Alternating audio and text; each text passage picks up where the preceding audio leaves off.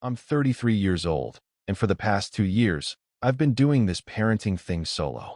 My daughter Alicia is 8, my son Jay just turned 4, and their mother, well, she's been out of the picture. Not dead, just gone. And honestly, I'm not sure which would be easier to explain to them when they're older. For now, I just tell them mommy had to go away, and we're doing just fine without her. And we were doing fine. Better than fine, actually. We had a rhythm, the three of us.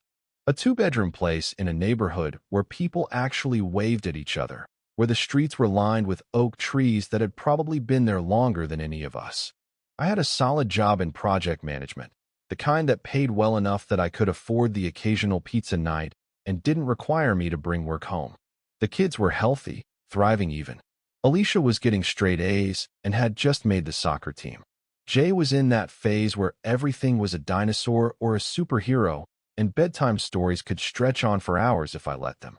We'd settled into our little life. Morning routines that ran like clockwork. Weekends at the park. The occasional visit from my parents who lived across town. I'd even started to feel like maybe I was good at this. Like maybe I could actually pull off being both mom and dad to these two tiny humans who depended on me for everything. Then came that night 2 months ago. The night everything started to unravel. I woke up to someone poking my face. Not gently, either. The insistent kind of prodding that pulls you out of even the deepest sleep.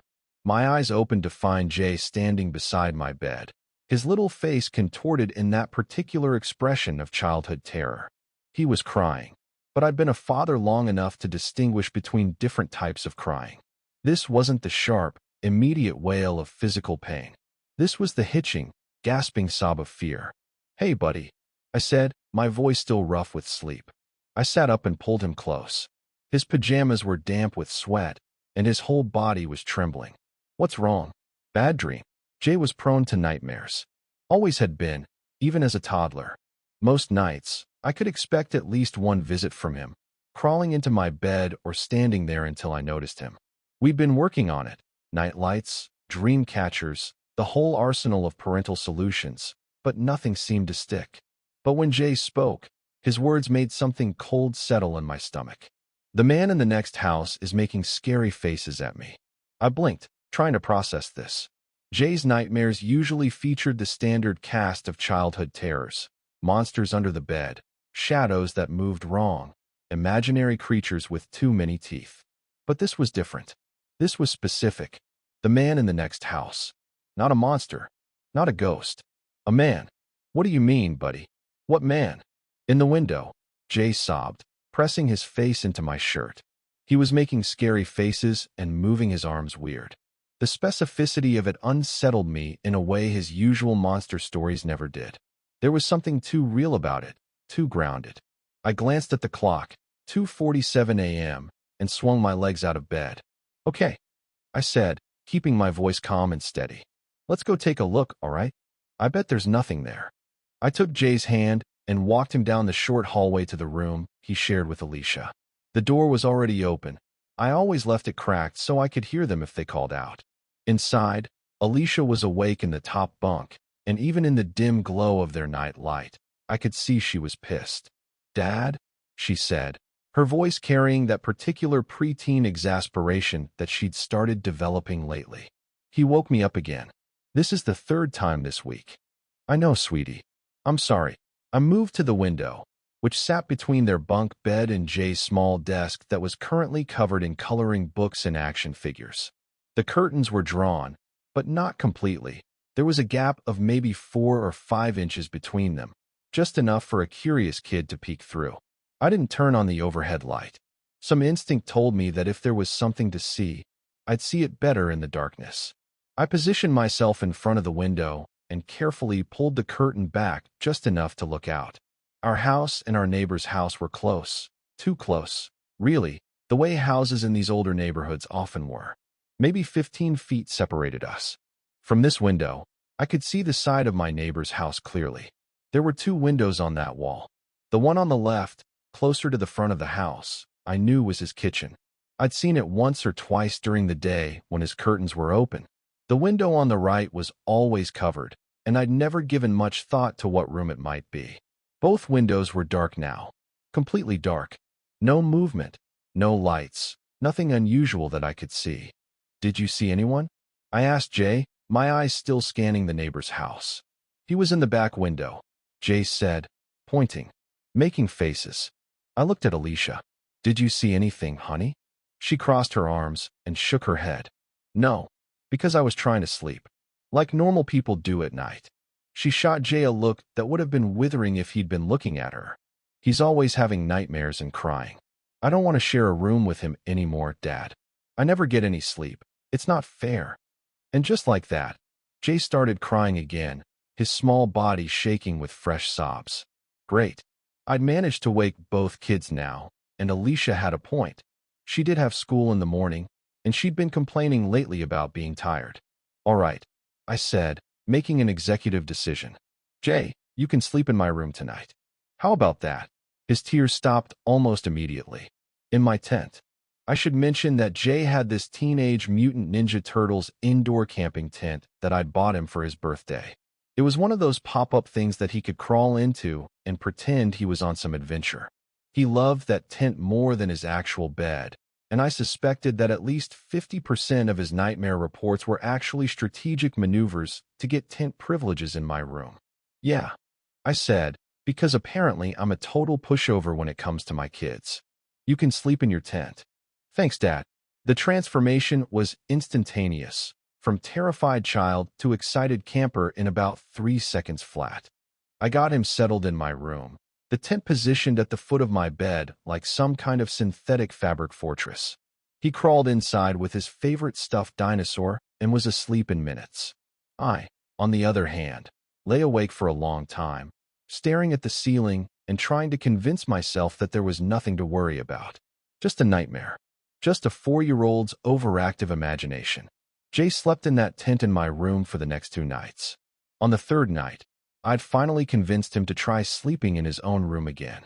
I checked the curtains myself, made sure they were completely closed, checked under the bed and in the closet for good measure. I tucked both kids in, read them a story, and went to bed feeling like maybe we'd turned a corner. I don't know what time it was when I woke up. All I know is that one moment I was deeply asleep, and the next moment I was blinking up at a figure standing over my bed. My heart seized in my chest until I realized it was Alicia. Alicia hadn't woken me up in the middle of the night for years. Not since she was very small. She was standing beside my bed, shaking my arm with increasing urgency, and even in the darkness, I could see that her face was pale. "Dad," she whispered. "Dad, wake up." I sat up immediately, my heart already starting to race.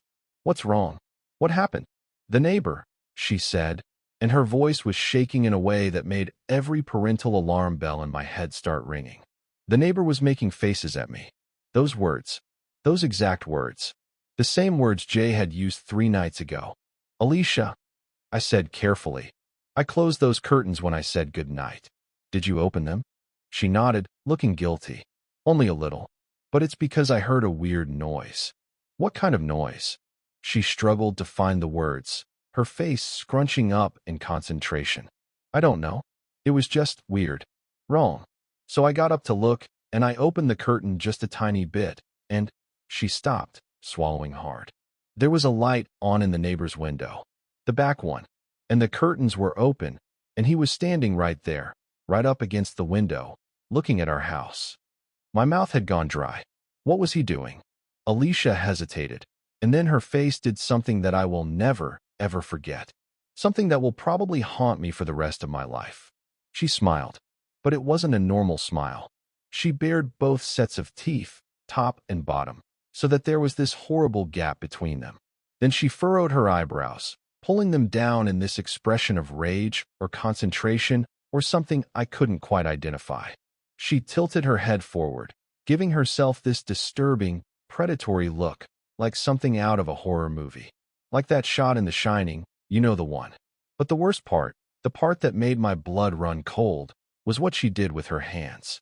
She held out her left arm, forearm facing up. Then she clenched her right hand into a fist and began moving it back and forth rapidly over her forearm, in quick, violent sawing motions. "He was doing this," she said, her voice small and frightened, "like playing the violin. But Not really. Stop, I said, reaching out to stop her hands. Alicia, stop. Don't make that face or that gesture again, okay? Never again.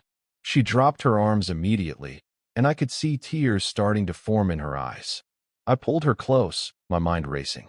My neighbor, the guy who lived in the house next door, the one I'd barely spoken to in the 3 years we'd lived here. I'd seen him maybe 4 times total. He was in his 40s, I thought, though I'd never been close enough to get a good look at his face. He kept to himself. His car was almost always in the driveway, but I rarely saw him outside. The few times we'd crossed paths, getting mail, taking out trash, he'd seemed normal enough. Quiet. A bit awkward, maybe, but not. Not this. But this. This was deliberate. This was targeted. This was a grown man standing in his window in the middle of the night, making gestures of self-harm and beckoning to my children. There was no way this was an accident. No way this was innocent. Did he do anything else? I asked Alicia, trying to keep my voice level. She nodded. After the arm thing, he started doing this. She held up both hands and began making beckoning motions, the universal gesture for come here. Her fingers curled and uncurled repeatedly, urgently, as if whoever she was beckoning to was being stubborn. Come here, she whispered, mimicking what she'd seen. He kept doing it over and over. I felt rage then. Pure, hot rage. This wasn't some misunderstanding. This wasn't some innocent person going about their business in their own home. This was someone trying to frighten my children, trying to lure them, trying to do something that I couldn't even let myself think about fully. You're sleeping in my room tonight, I told Alicia. Come on.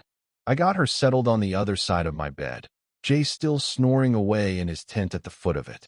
Then I went to their room and looked out the window myself.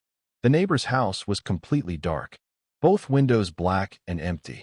No movement, no lights, nothing to suggest that anything unusual had happened. But I knew. I knew what my daughter had seen. I knew what my son had seen 3 nights before. And I knew what I was going to do about it. Morning couldn't come fast enough.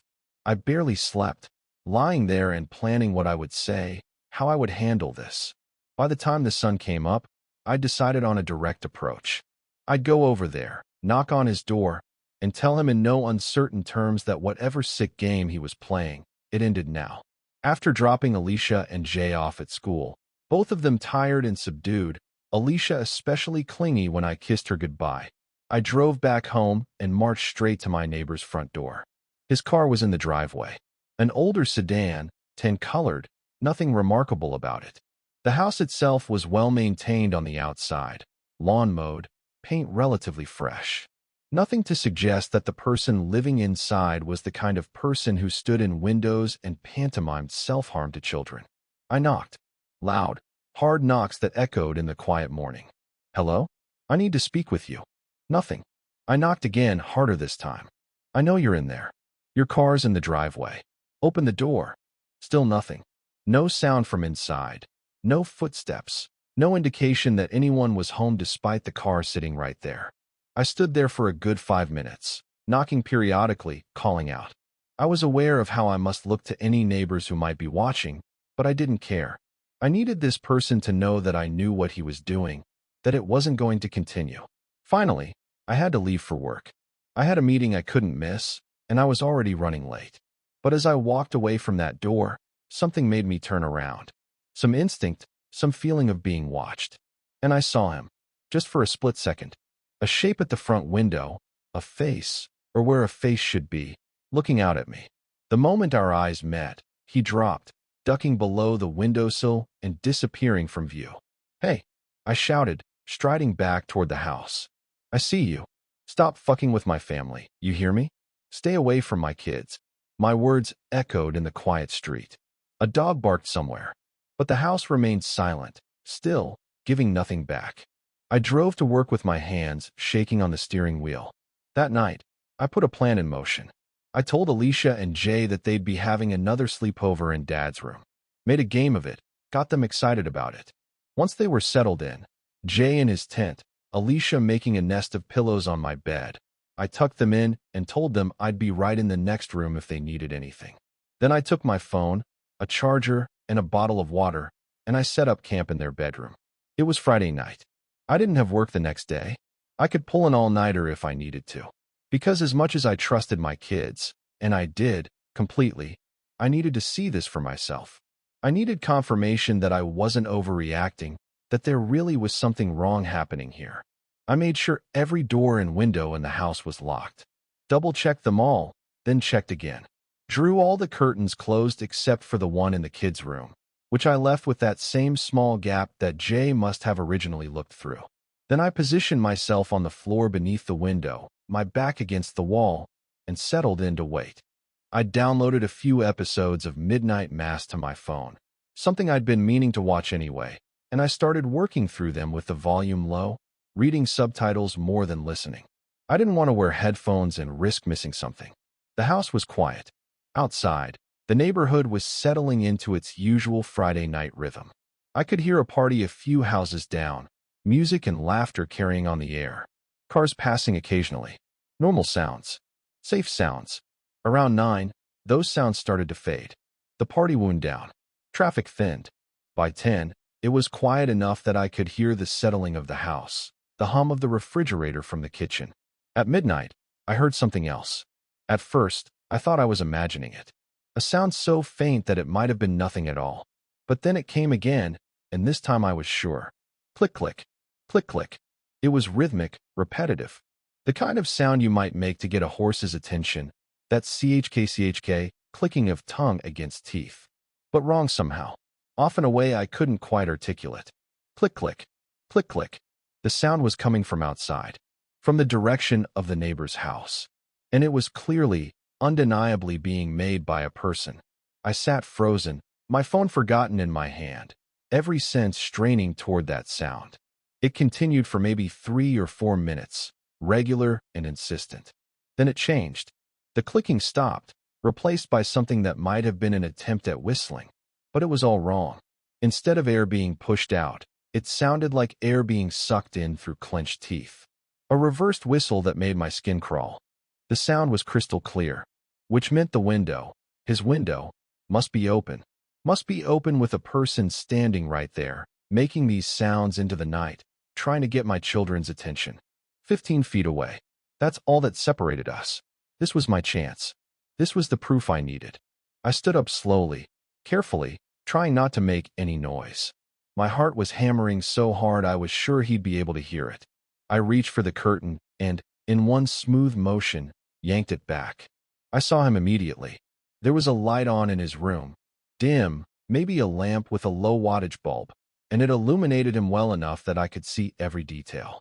That expression, that horrible, nightmare expression that Alicia had tried to recreate but couldn't quite capture because her face was too young, too innocent to really embody that particular combination of malice and wrong.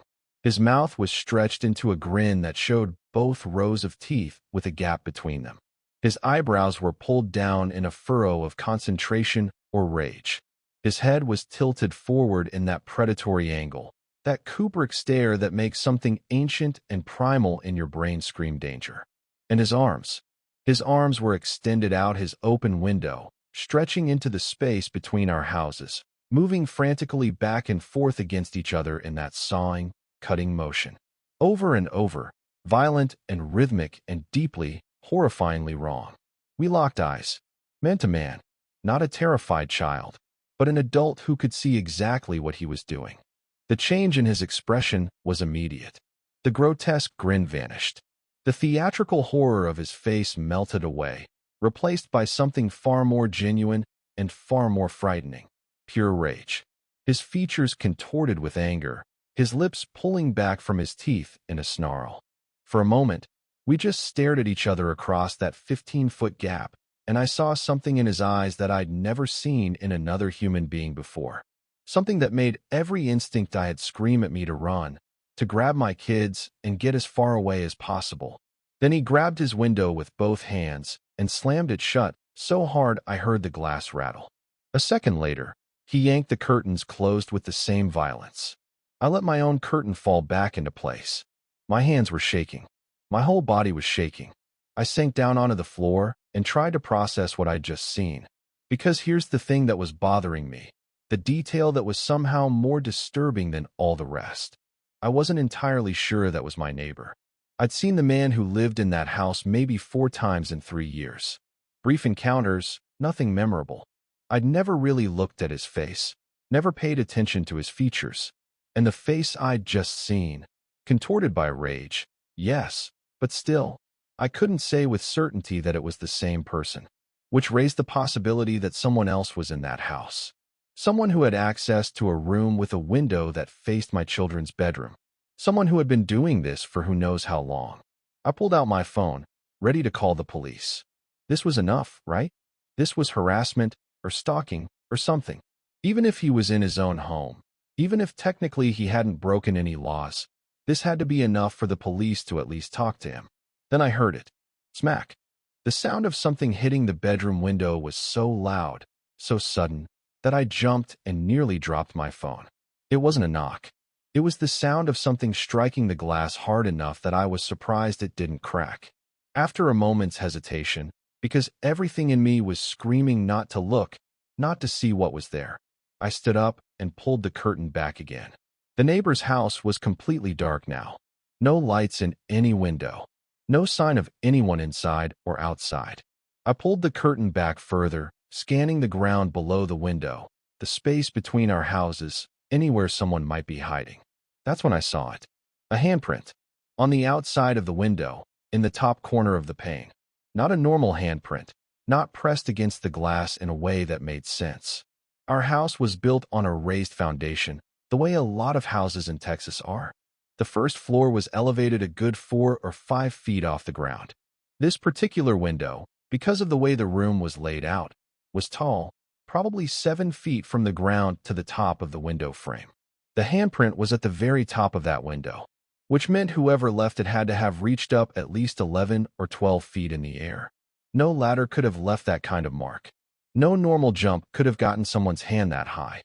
I was already dialing 911 as I backed away from the window. My hands were shaking so badly, I almost couldn't hit the right buttons. 911, what's your emergency? There's someone outside my house, I said, and I was surprised by how calm my voice sounded. He's been harassing my children, and now he's on my property, and I have my kids here, and, sir, I need you to slow down. Are you in immediate danger? I don't know. Maybe. There was someone outside my bedroom window just now. I think he might still be out there. While the operator asked me questions, my address, my name, whether I could see the person now, I moved through the house, checking every room, every window. I kept my voice low, aware that Alicia and Jay were just in the next room and not wanting to scare them. Finally, I ended up in my bedroom. I locked the door behind me and opened the safe in my closet where I kept my handgun. I'd bought it years ago, shortly after the kids' mother left, some paranoid part of me wanting to be prepared to protect them if anything happened. I'd taken it to the range a few times, made sure I knew how to use it safely, but I'd never thought I'd actually need it. My hands were steadier as I checked that it was loaded and ready. The operator was still on the line, telling me that officers were on their way, that I should stay inside with the doors locked. I assured her I would. That's when I noticed Alicia. She was peeking out of Jay's tent, her eyes wide and fixed on the gun in my hands. Dad, her voice was so small, so frightened. It's okay, sweetie, I whispered, moving to sit on the edge of the bed where I had a clear view of the door and the window. We're okay. Everything's fine. But we need to stay very quiet right now, okay? Can you do that for me? She nodded and disappeared back into the tent. I could hear her whispering something to Jay, who was miraculously still asleep despite everything. I sat there, gun ready, ears straining for any sound. The operator had gone quiet, but I could hear her breathing on the line, occasionally speaking to someone else in the background. Outside, I heard a siren in the distance, getting closer. My bedroom window was directly across from where I sat. White curtains, thin enough that they didn't completely block the light during the day. The moonlight was strong tonight. I'd noticed it earlier, bright and clear, no clouds in the sky. That's how I saw the silhouette. At first, it was just a vague darkness through the curtains, a shadow that might have been anything. But as I watched, it moved closer to the window. Closer, until I could make out the shape of a head, shoulders, arms. Someone was standing right outside my bedroom window. The shape didn't move for several minutes. It just stood there, a dark outline against the white curtains. I kept my gun trained on the window, my finger near the trigger but not on it. I remembered that much from my training.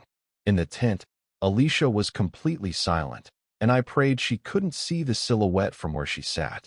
The sirens were getting closer. Maybe a minute away now, maybe less. That's when the man outside did something that I still can't fully rationalize, even now, even after everything. He stepped back from the window. I could see his silhouette moving backward, and then he raised his arms. Straight up, until his body formed a Y shape. Only his arms were wrong. They were too long. Far too long. Each arm looked like it was the length of his entire body, stretching up and up until his hands were somewhere far above his head. I could see individual fingers at the ends of those impossibly long appendages, moving slightly, flexing in the moonlight. It wasn't possible. It couldn't be real. It had to be some kind of trick, some kind of poles or stilts or something that just looked like arms from where I sat. But I could see the joints, elbows, wrists, bending in the right places. I could see 5 fingers on each hand, moving independently. Thud, thud, thud. He brought those massive hands down against my window, 3 hard strikes that rattled the frame. I was on my feet without thinking, gun raised, finger moving to the trigger. That's when I heard the sirens right outside. Car doors slamming, voices shouting. The silhouette at the window struck one more time. Thud, and then something impossible happened. His arms seemed to just detach, like someone had taken scissors to them at the elbow. His forearms simply separated from the rest of him and fell away. The main silhouette turned and ran, disappearing from view before the severed pieces had even hit the ground. Police. Anyone home? I practically ran to the front door, gun still in my hand. I managed to remember to put it on the side table before I opened the door. Showing up armed probably wouldn't have been my best move. 2 officers stood on my porch, a man and a woman, both looking alert and tense. I poured out my story to them, talking too fast, probably not making complete sense. The man in the window, the gestures toward my children, the sounds, the handprint, the impossible arms. They asked me questions about my neighbor. How long had he lived there? What was his name? How often did I see him? What did he look like? I answered as best I could, feeling increasingly foolish as I realized how little I actually knew. 3 years in the same neighborhood, and I couldn't even tell them his name. But it was enough, apparently. Enough to establish that there was reasonable cause to check on him, to make sure nothing criminal was happening. We're going to go next door and investigate, the female officer told me. I need you to stay inside with your doors locked. Do not come out, no matter what you hear. Understand? I nodded and watched them walk across my lawn toward the neighbor's house. Then I went to Alicia and Jay's room, the room with the best view of what was about to happen. They knocked on the door, called out, "Police, open up." No answer. No lights came on inside. No movement that I could see. The male officer tried the doorknob. I watched it turn, watched the door swing slowly open, revealing darkness beyond. The 2 officers looked at each other. Some unspoken communication passed between them. Then they drew their weapons and entered the house. I don't know how long they were inside. It felt like hours, but was probably only 5 or 6 minutes. Long enough for me to imagine a dozen different scenarios, each worse than the last. When they emerged, both of them looked wrong. Their faces were pale, their expressions carefully controlled in that way that people have when they're trying very hard not to show what they're really feeling. I met them on the front lawn, unable to wait inside any longer. "What did you find?" I demanded. "What's in there?" The female officer looked at me, and I saw her jaw tighten. When she spoke, her voice was flat, professional, drained of emotion. "Your neighbor's dead." The words didn't make sense at first. Dead. My neighbor was dead. Which meant, what did that mean? Who had been in the window? Who had been outside my house? How? I asked. "How did he die?" "We can't discuss that right now, sir. I need you to go back inside your house and stay there. More officers are on their way, and a detective will want to speak with you." The rest of that night was a blur. Squad cars, unmarked cars, people in uniforms, and people in plain clothes. They came with cameras and plastic cases and grim expressions. They filed in and out of the neighbor's house, cordoning it off with yellow tape, setting up bright lights that turned night into day. Some of them came to my door to ask questions. What had I seen? What had my children seen? When was the last time I had actually seen my neighbor alive? What had I noticed in the past few days, weeks, months? I answered everything I could, but I noticed that none of them offered any answers in return. They were tight-lipped, professional, revealing nothing. At one point, probably around 4 in the morning, I walked around the side of my house. I needed to confirm what I'd seen earlier. Several people were already there, surrounding something on the ground outside my bedroom window, photographing it from every angle. Before anyone could tell me to leave, I got close enough to see 2 human arms, severed at the elbow, lying on the grass beneath my window. They were pale in the harsh light of the police lamps, fingers slightly curled, skin waxy and raw. But that wasn't the most disturbing part. The most disturbing part was that they were too long. Each one had to be at least 4 feet from shoulder to fingertip, twice the length they should have been. "Sir, you need to step back," someone said, and I found myself being guided away, back toward my front door. The kids and I left the next morning. I called my parents, explained as much as I could without giving them all the horrifying details, and they told us to come stay with them. We threw some clothes into bags, grabbed the kids' favorite toys, and drove across town to the small apartment my parents had retired to. That was 2 months ago. We're still here. The story went semi-viral, of course. The news got hold of it somehow, probably through police scanners, or maybe one of the officers talked. They didn't use my name or the kids' names, but they didn't need to. Everyone in the neighborhood knew.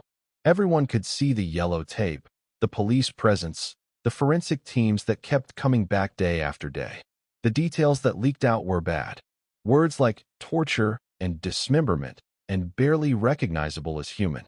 The implied timeline was that my neighbor had been dead for at least a week before the police found him, which meant that everything that happened, the faces in the window, the beckoning gestures, the impossible arms, none of that was him. The house is still sitting there. We can't sell it. Who would buy a house that's been all over the news, associated with a murder scene next door? The market's dead. Even if we lowered the price drastically, even if we were willing to take a huge loss, I'm not sure we could find a buyer. But that's not why we haven't tried harder. The real reason is Alicia. She can't even talk about the house without getting pale and shaky. She started therapy, working through the trauma with a counselor who specializes in childhood PTSD. She's getting better, slowly, but the thought of going back there, of sleeping in that room again, of being anywhere near that window, sends her into a panic. Jay seems less affected, probably because he's younger and doesn't fully understand what happened. But even he gets clingy sometimes, wants to sleep in my parents' living room instead of the small bedroom they share, wakes up crying from nightmares he can't explain. My parents' apartment is cramped. 2 bedrooms, 1 bathroom, a living room that barely fits all of us. We're on top of each other constantly. My dad's retired military, used to his routine and his space, and I can see the strain starting to show even though he'd never say anything. My mom tries to make it work, tries to make the kids feel at home, but I catch her sometimes looking tired in a way that has nothing to do with physical exhaustion. I'm looking at other places. Rentals, mostly, because I can't afford to buy right now. Not while I'm still paying the mortgage on a house we can't live in and can't sell. But even that's complicated. Landlords want references, want to know why we're moving. And when they Google my name or my address, which they always do, they find the articles. They find the words murder and dismemberment and suspect still at large. And suddenly, their available unit isn't available anymore. Because that's the other thing. The thing that keeps me up at night, that makes me check and double-check the locks on my parents' door, that has me sleeping with my gun within reach even though I know my dad disapproves. Whoever killed my neighbor, whoever was in that house, making faces at my children, beckoning them, standing outside my window with those impossible arms, they're still out there. The police have been tight-lipped about the investigation. I've tried to get information, called the detective assigned to the case more times than I can count, but all I get is the same professional non-answer. The investigation is ongoing. We'll contact you if we need any additional information. I've done my own research, late at night when I can't sleep. Searched online for anything that might explain what I saw. Stories about people with genetic conditions that cause abnormal bone growth. Cases of home invasion that turned into something worse. Urban legends about creatures that mimic human behavior. Nothing fits. Nothing comes close to explaining what I witnessed. The handprint on the window bothers me the most. I took a photo of it before the police cleaned it up. I don't know why, some instinct to document what I'd seen. I measure it sometimes against my own hand. The palm alone is nearly twice the size of mine. The fingers are elongated, stretched, wrong.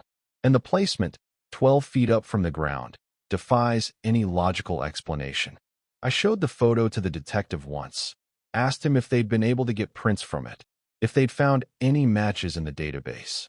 He looked at the photo for a long time, his expression carefully neutral. "That's part of the ongoing investigation," he finally said. "I can't comment on it." But I saw something in his eyes.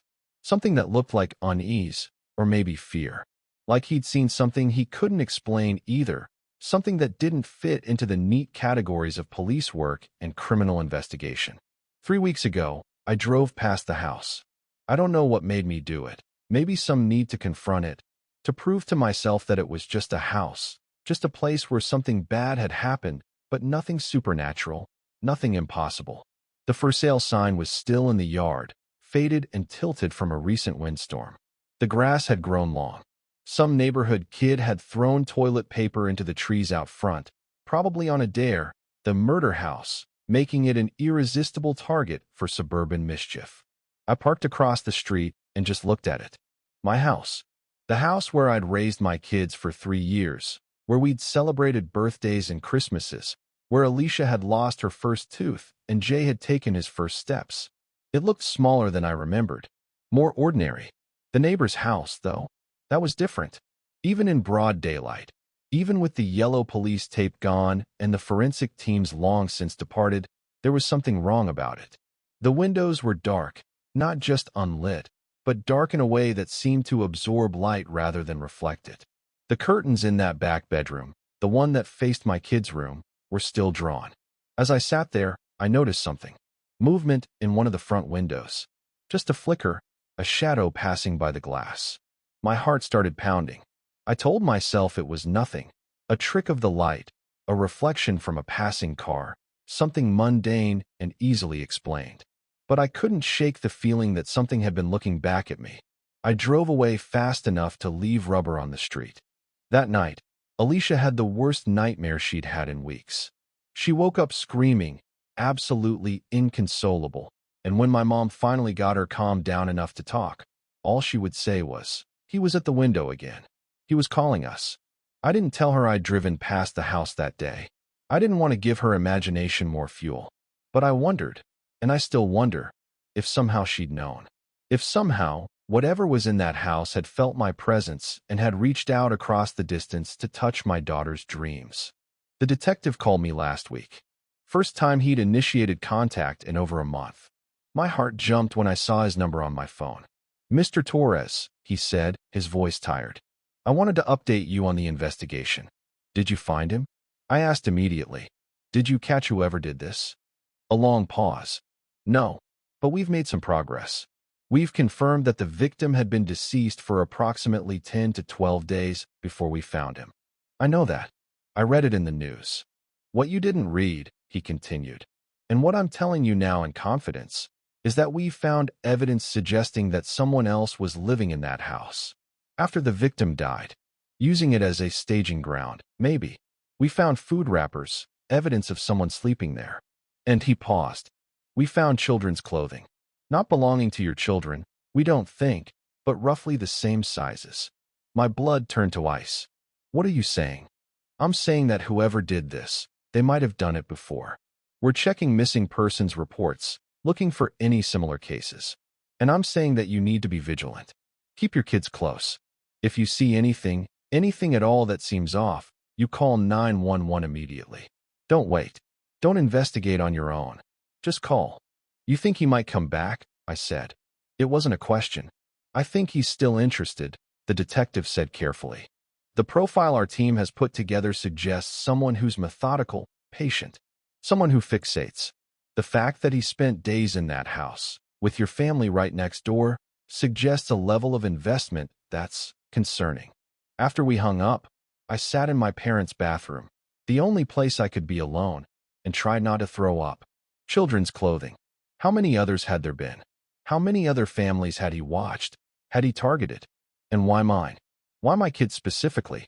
Was it random, just bad luck that we happened to live next to the house he'd chosen? Or had he selected us deliberately? I've started sleeping even less. When I do sleep, I dream about that silhouette in the window, those impossibly long arms reaching toward me. I dream about finding Alicia's bed empty, her window open, curtains moving in a breeze that shouldn't exist. I dream about Jay's voice calling from somewhere far away. Dad, the man is making faces again. My mom has noticed. She pulled me aside yesterday, made me sit down at the kitchen table while the kids were at school. You need to talk to someone, she said. A therapist, a counselor, someone. This isn't healthy, Mijo. You're running yourself into the ground. I'm fine, I told her. I'm just worried about the kids. The kids are getting help. You need help too.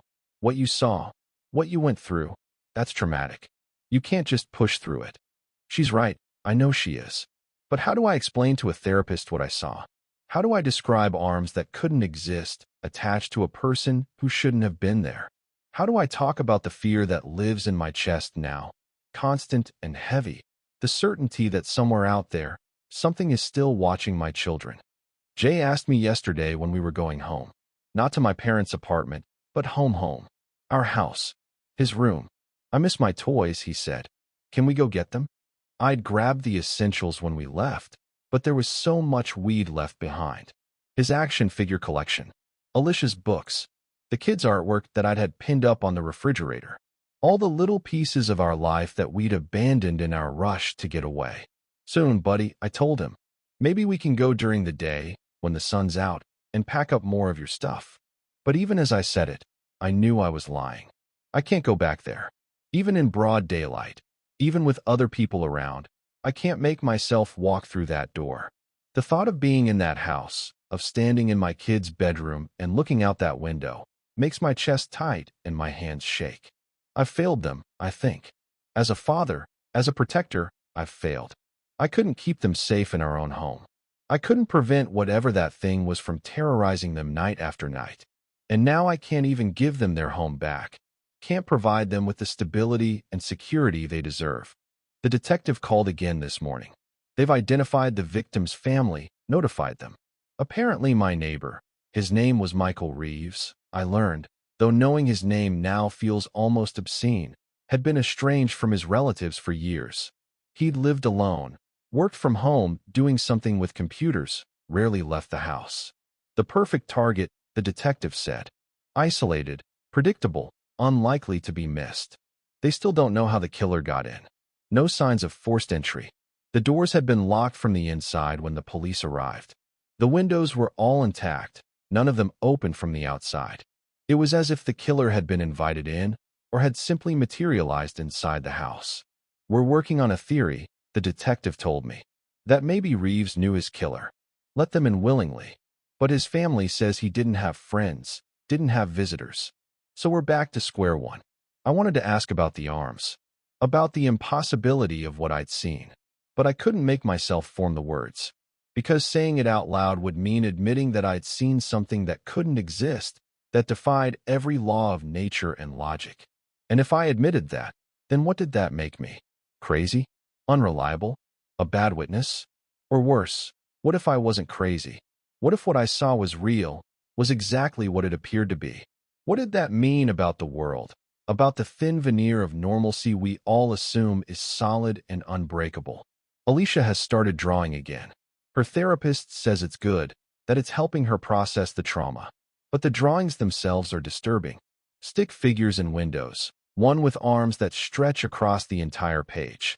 Houses with dark windows that she colors in completely with black crayon, pressing so hard the paper tears.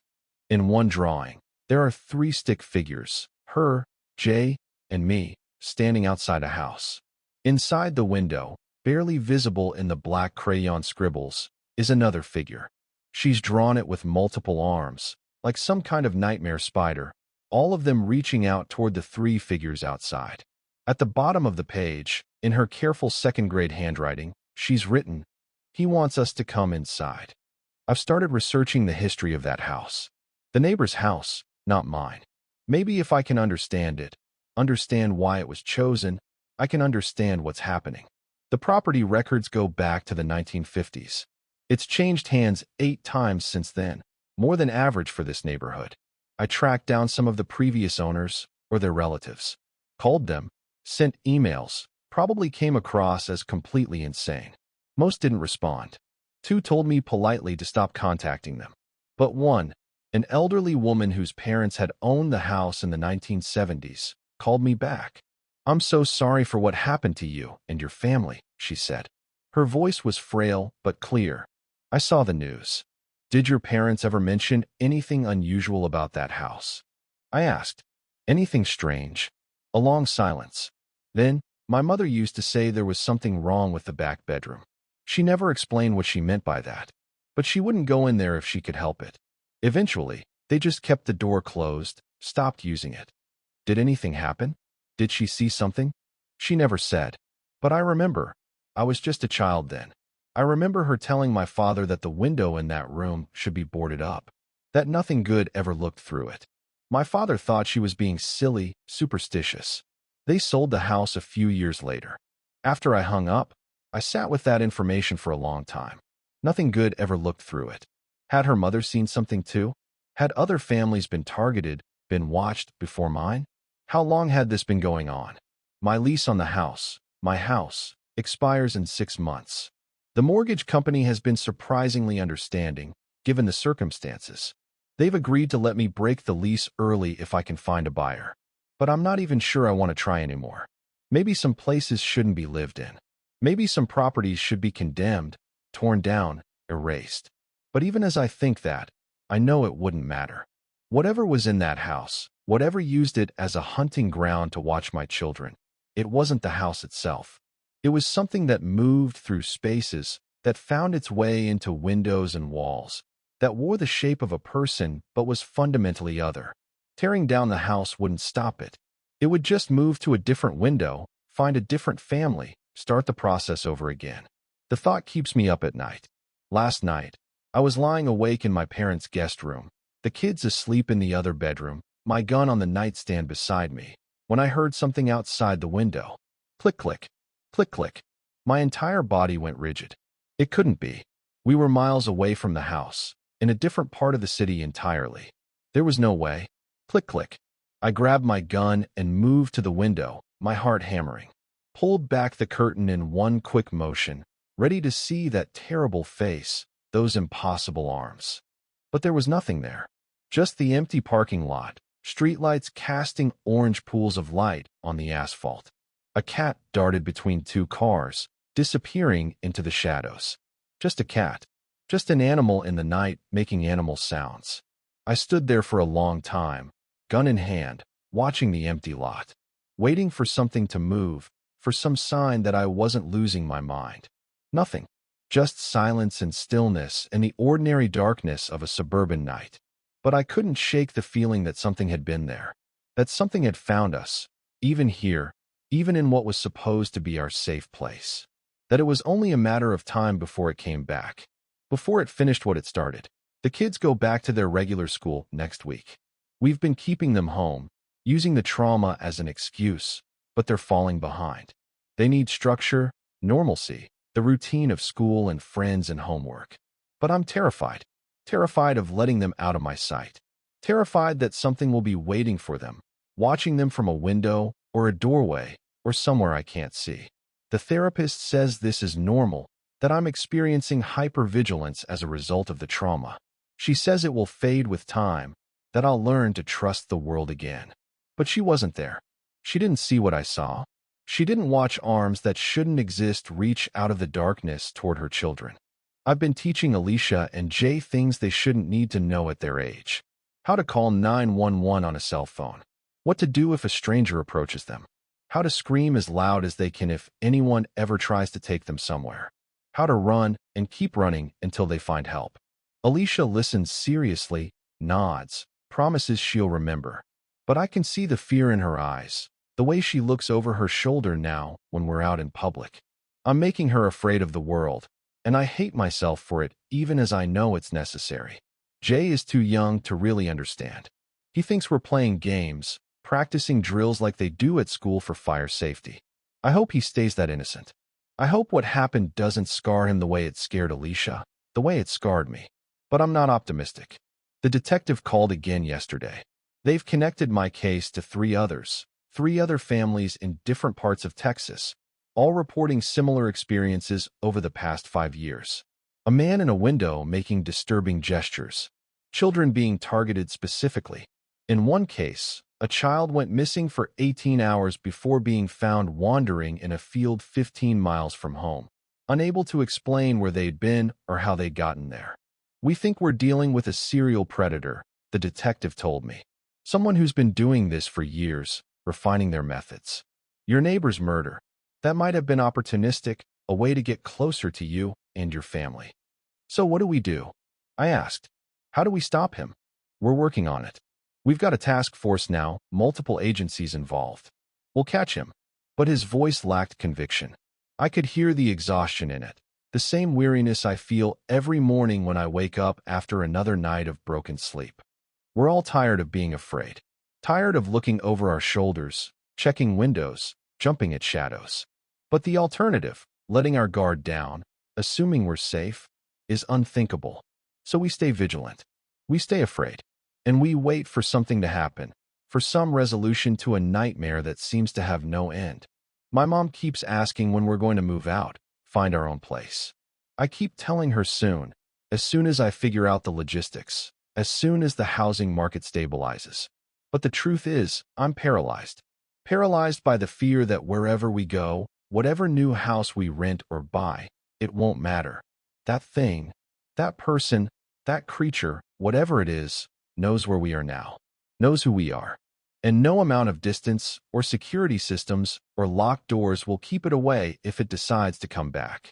Sometimes I imagine it out there, patient and methodical like the detective said, watching, waiting, planning its next move. And I wonder which window it's looking through now, which family it's chosen next, which children it's beckoning with those horrible, impossible arms. I wonder if they can see it yet, or if it's still in that early phase, testing them, seeing how frightened they can become before breaking. I wonder if I should warn them somehow, put out some kind of alert, make the news do a follow-up story with my face and censored so other parents know to watch their windows at night. But what would I even say? Be careful of impossibly tall men who can detach their limbs. Who would believe me? Hell, I barely believe it myself, and I saw it with my own eyes. So I say nothing. I keep my family close and my gun closer. I check the locks every night, multiple times, and I stand guard while my children sleep. Because that's all I can do.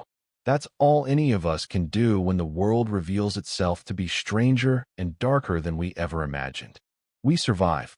We protect what we love. And we pray that whatever lurks outside our windows will eventually move on, will lose interest, will find someone else to torment. It's not much of a plan. It's not heroic or brave or even particularly effective. But it's all I have.